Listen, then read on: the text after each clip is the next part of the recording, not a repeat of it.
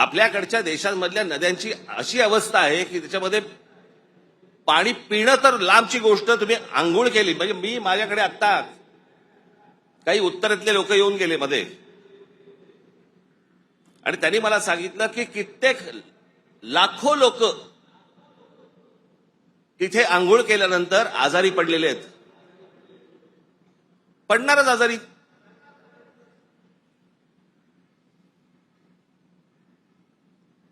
त्या गंगेवरची काय परिस्थिती आहे.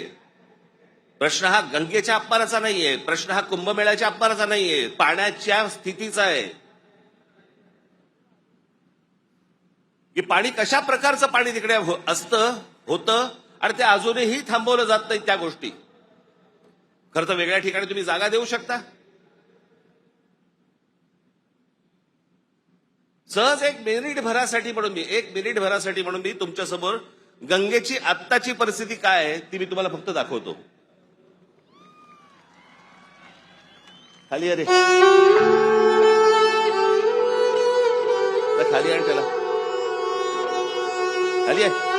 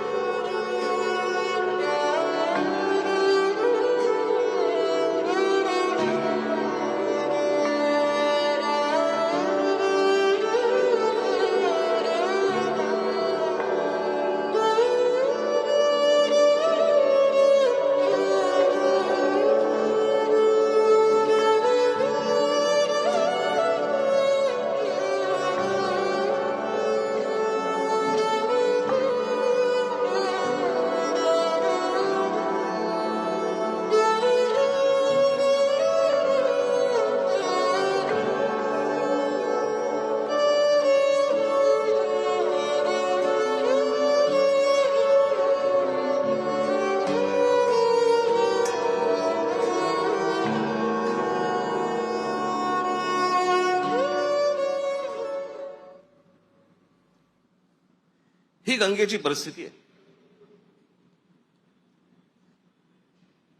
आतापर्यंत 33,000 कोटी रुपये खर्च झाले त्याच्यावर. तुम्ही आता तो महंत बघितलात ज्याला बोटीतनं तसाच्या तसाच टाकून दिला.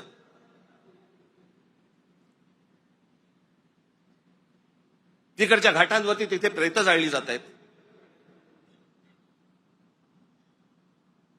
नुसतं आपला अग्नी दिल्यासारखं करतात आणि तसंच प्रेत ढकलून देतात पाण्यामध्ये.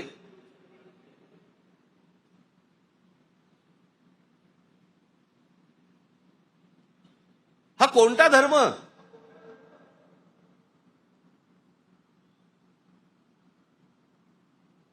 म्हणजे आमच्या नैसर्गिक आपल्या देशाच्या गोष्टींवरती जर समजा अशा प्रकारचा धर्म आडवा येत असेल, काय करायचं त्याचं.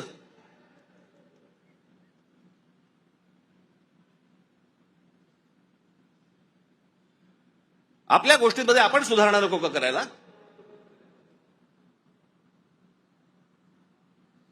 काळ बदलला, लोकसंख्या वाढली. 1000 वर्षापूर्वीच्या गोष्टी वेगळ्या होत्या, आत्ताच्या गोष्टी वेगळ्या आहेत.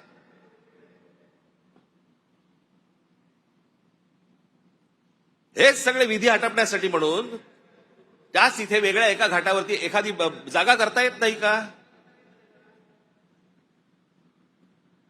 मग काय सांगतात लोक ऐकत नाहीत. ऐकत कसे नाहीत. दारू पिऊन गाडी चालवल्यावरती पोलीस पकडतात. हे समजल्यावरती लोक टॅक्सीने जायला लागले की नाही पिऊन. झाली की नाही सुधारणा.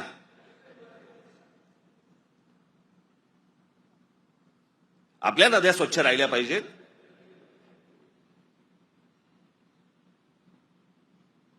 या सगळ्या नद्यांवरचे जे काही मधले भाग आहेत इतके गलिच्छ आहेत, इतके गलिच्छ.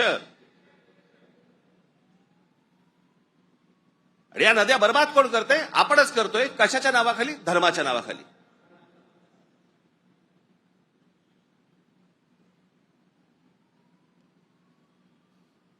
प्रत्येकाला आपापला धर्म प्यारा असतो.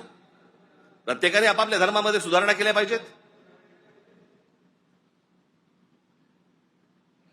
मी ज्या वेळेला हे गंगेवरचं ज्यावेळेला मी पाहत होतो सगळ्या गोष्टी, मला कळेना हे कसं काय चाललंय.